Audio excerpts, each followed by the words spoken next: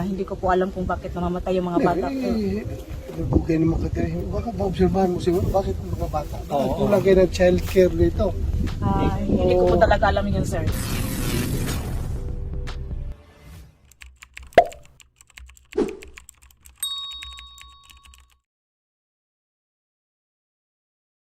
What's up mga tol? Senator Bato de la Rosa nanlumo sa kanyang mga nasaksihan at kanyang mga nalaman sa loob ng itinayong komunidad ni Senyor Aguila sa sitio Kapihan ng Socorro.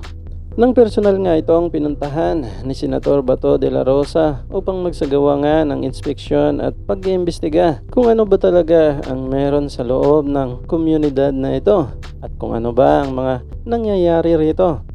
Ngunit pagkakadating pa lamang at kakapasok pa lang ni Senator Bato de la Rosa at kanyang grupo ay kitang-kita na natin kaagad kung paano nga sila winelcome ng mga alagad ni Senyor Aguila, na kung saan nga isinalubong sila kaagad ng mga nakakostyum ng mga sumasayaw ng mga kabataan. Nakapansin-pansin nga na tila wala ngang nagaganap at mga nangyayari sa loob ng komunidad na ito. Nakitang-kita nga natin ang galak at kasiyahan ng mga residenteng nakatira rito pagkakadating pa lamang ng grupo ni Senator Bato de la Rosa.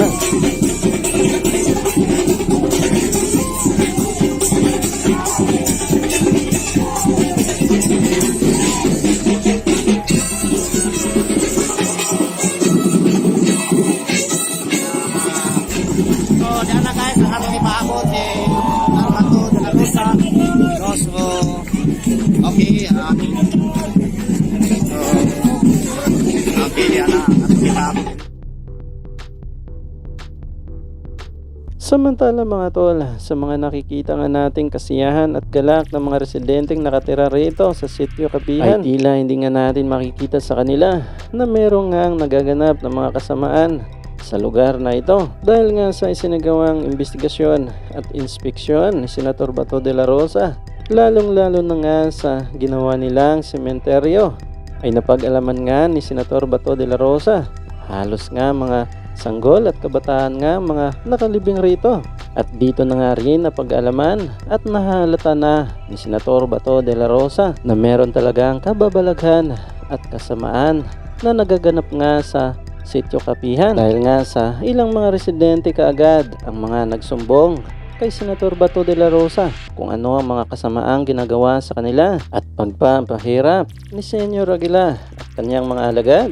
At dito nga rin napapansin na ni Senator Bato de la Rosa at nahahalata sa kanyang isinagawang investigasyon at pagtatanong-tanong, lalong-lalo na sa isang responsibilidad na merong katungkulan at alagad ni Senyor Aguila sa sitio Kapihan, na kung mapapansin nga natin na sa bawat tanong ni Senator Bato de la Rosa ay tila alam na kaagad ang isasagot nito, at sa kanyang mga sagot ay mahalata nga natin rito na tinatakpan talaga nila ang kasamaang ginagawa sa loob ng komunidad na ito, lalong-lalo na nga sa kanilang itinuturing Diyos na si Senyor Aguila. Panoorin natin ang clip na ito. Hindi ko, yun po ang alam ko, wala siya. Joke, nangisda siya. Siya daw nagpugo sa bata. Ikaw nagbubong That's my knowledge. Dito ra Sir, Rexon. nagilubong. Dito, Gilbong. Okay. Ang mga nailubungan dito sir sa mga bata. Natanawon na Na why mga dili pa Siya karga niya yung bata. Siya daw This is naglubong. the cemetery that we established. Wala po kaming ibang cemetery, sir. Nilipat nga daw. Bakit Saan hindi doon living? Saan doon doon living? sa kontrang sir sa Kujanggil. malapit sa kontrang. Nilipat lang ito ngayon. Bago lang. Bago lang. Mali ang date. Pero Mali ang date kasi namatay yung anak ko 2020. tapos Yung nanganak ng asawa ko December 14, 2020, namatay siya December 16, 2020. Kaya nilibing ko siya December. So hindi to cemetery, hindi to original Hindi, cemetery. hindi ito. Itong bago lang to macross. Bago to po. Bago. Bago. kailan lang ito ginawa? Kailan lang? Kailan nyo ginawa to? Ha? Kailan ito ginawa? Bago lang. Sir, after po nung wala pa pong permit dito, wala pa pong permit, nalilibing na kami. Oo. Tapos, ang ginagamit talaga ng libingan, parang may option yung mga tao dito na ilibing. Kung gusto nila dito, ilibing. Pero, di have, pwede mo din sa siring. Tapos, ngayon lang, kasi ngayon lang to na-execute yung deed of donation, ngayon lang na taon, dito na talaga officially nalilibing yung mga Nilipat, tao. nilipat yung wala galing pong, sa- wala pong nalilipat, sir. Wala po Eh, talaga. siya sabi niya na doon daw Hindi niya ko po alam, nilibing. sir. Doon niya nilibing yung Hindi anak ko niya. po alam talaga. Tapos ngayon, nandito na. Ito po is Ibig ang sabihin, kaisa-isa nilipat. lang sementeryo dito sa Kapihan. Wala pong ibang area. Saan mo Sir. nilibing yung anak mo? Pwede po na. Jungle. Saan po doon? Yung ano, yung parang team nila, ay yung ano, Yung landing ba? doon sila Yung landing. Sir, bakit namatay yung anak mo kamo kanina? Kasi yung anak ko sir, sweet siya, pagpaganak siya. Tapos? Tapos, gusto ko siyang, kasi yung bata parang nakakain ng ruby sa sabi ko sa asawa ko, punta natin sa bayan para ma-hospital yung bata para mabuhay siya. Kasi tatlo na lang yung anak ko sir, dalawang babae, isa lang lalaki ko. So bakit hindi yung dinala sa ospital? Kasi pinagbawalan sir. Nagbawalan. Sir, hindi po talaga tayo totoo, sir. You have to check Sabi the ng asawa records ko, sa bakit hospital. gagalin pa natin yung anak natin sa hospital? Andito naman yung Panginoon natin na si Senyor Aguilar. O kaya wala akong magawa kasi ayaw din ng asawa ko eh. Wala akong magawa mo, sir. Dahil sila talaga ang masusunod. Bakit ko pilitin mong lumabas? Ano mangyayari sa inyo? May nakaharang doon dalawang gate, hindi ka makakalabas doon. Basta-basta dahil yung Aguilar na Kahit kunwari agaw buhay na, bawal lumabas. Pero sa tingin mo, madala mo yung anak mo. Kung dito talaga yung cemetery, madala mo ba sa ganyang daanan? Yung bata? Dito, to kumpito yung sabi nilang cemetery. Kaya dalhin yung bangkay dito sa dinaanan natin. Sa tingin mo, yung bata mo, yung anak mo, kung totoong dito daw, sabi na dito daw yung cemetery. Hindi naman dito, sir. Kaya yun yung point.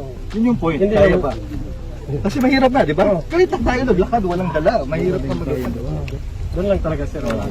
By the way, sir, with us to the ISP and security area. Okay, good.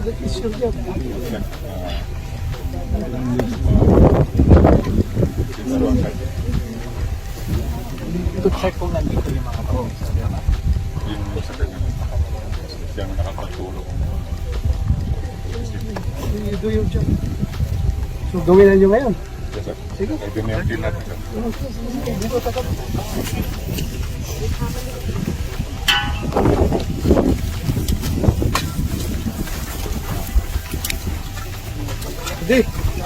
Hindi ay.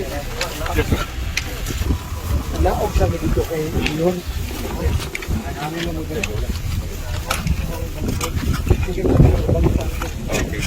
Okay. Yung sa pagkakaalam ko kung proseso. May permit po ba kayo dito para mailibing dito yung mga We have the barangay resolution po as, dinideclare po ito ng barangay as annex cemetery ng barangay Sarin. kasi marami po nagtatanong, parang nakaka-alarma nga naman po na bakit marami mga bata. Hindi ko po alam kung bakit namamatay yung mga bata po. Nabugay naman ka tayo. Baka ba-obserbahan mo siguro, bakit mga bata? Bakit Oo. kulang kayo ng child care dito? Hindi ko po talaga alam yun, sir. Yeah, one year to 1 years, 2 years old, 3 years old. Oo. Namamatay. Di ba dapat ang bata, hindi yan basta-basta namamatay? Bakit kaya Sir, hindi lang po ng mga bata, meron po din mga matatanda dito. Oo, Pero marami bata. Hindi Yan, po oh, talaga. 21 na pinanganak, namatay, 22, 1 year old. Ito, 21 na pinanganak, 21 namatay. So, 2 days lang yan, sir. 2 days. May mga days. Hindi pa. Hindi po, matanda na yun. 21. Bata nga. Ginawa niya, ano? Ano? So 2 days, sir. Anong recommendation nyo dito, sir? So nakita nyo rito sa master. Sir, dito sa camera, sir. This has to be investigated.